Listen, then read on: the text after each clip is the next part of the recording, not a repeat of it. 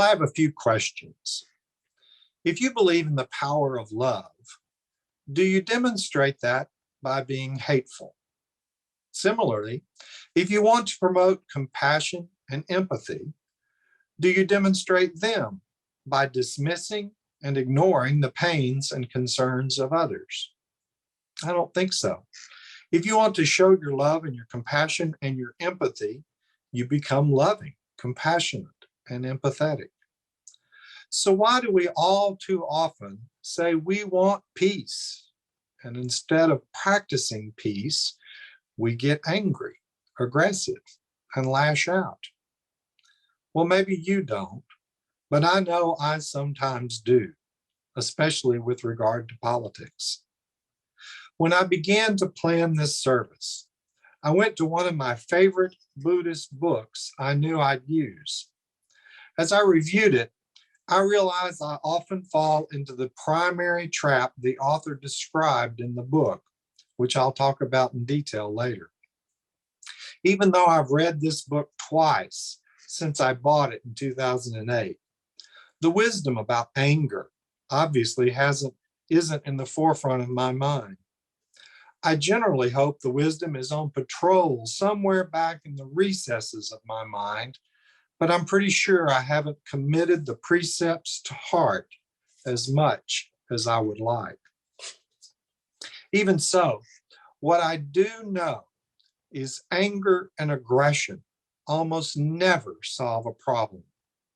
Problems are best solved through peaceful actions and patience. And that's a hard lesson to learn and remember. If we truly believe in peace, we must act in peace, and we must be the peace we believe in. Tom Hartman, in his book, The Prophet's Way, talks about peace, and in one place, about fractal geometry and chaos theory. He says, one of the early examples put forth to explain this new type of mathematical modeling is that a butterfly flapping its wings in Brazil could cause a hurricane in the United States. In incredibly complex and dynamic systems, such as the world we live in, very tiny changes can have massive consequences in faraway places. This is no longer disputed in scientific circles. No matter how minutely most natural processes are controlled, an even tinier difference can throw off the outcome. I can change the world, and you can change the world. We don't need to wait until we're nominated as Pope or President. Tiny acts of mercy, small changes in our lives, gentle transformations in the world, all will affect the entire world system in ways that are almost impossible to predict, but may have profound and long-lasting impacts. Will you be a leader for peace for the universe? Or do you feel there's no use in trying because you're not big enough to make any difference? Yes, our little acts of kindness, tiny acts of mercy, whatever they might be and whoever we might share them with, do make a difference. And that difference adds peace to the world. The truth I choose to believe is that we are all capable of making a difference. Tom Hartman is one of my prophets of peace. Several years ago, I read Gandhi's Passion by Stanley Wolpert. If the portrait Wolpert painted of Gandhi was accurate, and I hope it was, Gandhi was an amazing man. While discussing Gandhi's legacy, Wolpert said, in 1964, when Martin Luther King Jr. accepted his Nobel Peace Prize, he spoke, as he later would in every great city of America, in the language of nonviolent revolt made famous by both Gandhi and Thoreau. King said, "We will not obey unjust laws, nor submit to unjust practices. We will do this peacefully, openly, cheerfully, because our aim is to persuade. We adopt the means of nonviolence because our end is a community at peace with itself. We are ready to suffer when necessary and even risk our lives to become witnesses to the truth." This approach to the problem of racial justice was used in a magnificent way by Gandhi to challenge the might of the British Empire and free his people from the political domination and economic exploitation inflicted upon them for centuries. King's generous tribute to his mentor in civil disobedience made some of the members of the Nobel Committee feel ashamed at having never so honored Gandhi himself. Both Gandhi and King are two more of my prophets of peace. All of the men I've just mentioned or quoted, including Thich Nhat Hanh from my reading earlier, are inspirational to me. And as I've said, they are some of my prophets of peace. My final prophet of peace, however, is a woman, and she provides tangible and practical tools to implement the personal practice of peace each and every day. Pema Chodron wrote the book I mentioned earlier, the one I knew I'd use for the service today. It's titled Practicing Peace in Times of War. When I bought the book, I was thinking rather globally and specifically about our then two ongoing wars that greatly frustrated me. But for Pema, war is actually much more personal. She says, "War begins when we harden our hearts, and we harden them easily in minor ways and then in quite serious major ways, such as hatred and prejudice, when we feel uncomfortable. What happens is a chain reaction, and I'd be surprised if you don't know what I'm talking about. Something happens. It can be as small as a mosquito buzzing, and you tighten. If it's more than a mosquito, something starts to shut down in you. And the next thing you know, imperceptibly, the chain reaction of misery begins. We begin to fan the grievance with our thoughts. These thoughts become the fuel that ignites the war. We often complain about other people's fundamentalism, but we harden our hearts. But whenever we harden our hearts, what is going on with us?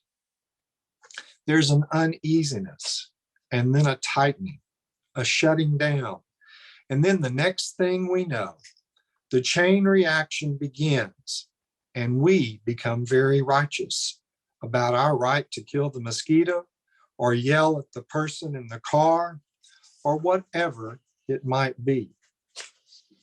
We ourselves become fundamentalists, which is to say, we become very self-righteous about our personal points of view. Pema says, when these events happen, it requires courage, the courage to have a change of heart. The reason this requires courage is because when we don't do the habitual thing, hardening our heart and holding tightly to certain views, then we're left with the underlying uneasiness that we were trying to get away from. Whenever there's a sense of threat, we harden. And so if we don't harden, what happens? We're left with that uneasiness, that feeling of threat. That's when the real journey of courage begins. This is the work of the peacemaker, to find the soft spot and the tenderness in that very uneasy place and stay with it. If we can stay with the soft spot and stay with the tender heart, then we are cultivating the seeds of peace. With courage, we then need to cultivate the courage to wait. When we are feeling anxious or aggressive about something, we want to get some resolution. Pema points out that this resolution that human beings seek comes from a tremendous misunderstanding. We think that everything can become predictable and secure. There's a basic ignorance about the truth of impermanence, the truth of the fleeting groundlessness nature of all things. When we feel powerful energy, we tend to be extremely uncomfortable until things are fixed in some kind of secure and comforting way, either on the side of yes or on the side of no, the side of right or the side of wrong. We long for something that we can hold on to. We want a yes or a no, a resolution. And in the case of a no, we often hold on tightly to our self-righteous indignation. But instead of getting to a yes or a no or even a resolution, something else is required. The next step on the path, according to Pema, requires something I've often felt I lacked. As if she wrote this just for me, she says, the path is a journey of self-reflection, beginning to look more closely at what's going on in our mind and our heart. The meditation practices give us suggestions on how to look, and patience is an essential component for this looking. Aggression, on the other hand, prevents us from seeing clearly. It puts a tight lid on our curiosity. Aggression is an energy that is determined to resolve the situation into some kind of solid, fixed, very hard pattern where somebody wins and somebody loses. There's no room for open-ended curiosity or wonder. But it requires patience, even to be curious enough to look, to self-reflect. And when you realize you have a choice to stay still or act out, it requires great patience to stick with that edgy feeling and not escalate the suffering and not act out. But how do we stop all this aggression? How do we get to the root cause? And then what do we do about it? Many Buddhists claim the root cause of aggression is craving. And craving points to an experience that is the root of all conflict, cruelty, oppression, and greed. Buddhists call this experience, this craving, attachment. But Pema provides a much better description, one I'm sure all the fishermen can easily relate to, and she calls it getting hooked. You can actually feel and recognize the process of getting hooked. There's a sticky feeling, and it comes with a seductive urge to do something. Yes, we must do or say something. Somebody says a harsh word, and immediately you can feel a shift. There's a tightening that rapidly spirals into mentally blaming this person or wanting revenge or blaming yourself or just feeling compelled to respond in some way. Then you speak or act, The charge behind the tightening, behind the urge, behind the storyline or action is attachment or getting hooked. Unfortunately, as long as we are habituated to needing something to hold on to, we will always feel this background rumble of slight unease or restlessness. We want some relief from the unease. So when some attachment arises, we go on automatic pilot without a pause. We follow the urge and get swept away. But Pima has a solution. It's not an easy solution, but it is a solution. And it's a solution we must practice for it to work. Pima tells us to meditate, which simply means just to stop. Stop what you are doing and think. Pause, reflect. Just don't act. I'm generally too impatient to meditate, but meditation, slowing down, reflecting, pausing, simply being silent with my feelings is probably the best way to deal with many similar situations. A Western equivalent to all of these options is just sleep on it. You'll feel differently in the morning. And often we reach out to another and we vent, and they can help us calm down. Unfortunately, we aren't always able to reach a sane friend, but we are always able to rely on our own abilities to short circuit attachment or getting hooked. We just have to make that choice. And sadly, all too often, I don't make that choice. Practicing peace, in fact, does require a whole arsenal of weapons. Waging peace instead of war requires the weapon of courage. Courage to stop our hearts from hardening to whatever in our lives is causing us to be anxious or aggressive. It requires the weapon of patience. The patience not to seek out an immediate solution, one that could be a bad solution. It requires the weapon of curiosity and the willingness to be curious enough to investigate other alternatives that might be available to us. And it requires new forms of personal radar that help us avoid the hooks in the first place. By avoiding the hooks, we prevent attachment's sticky little fingers from getting a hold of us. And then we aren't exposed to the urge to do something we will likely regret later.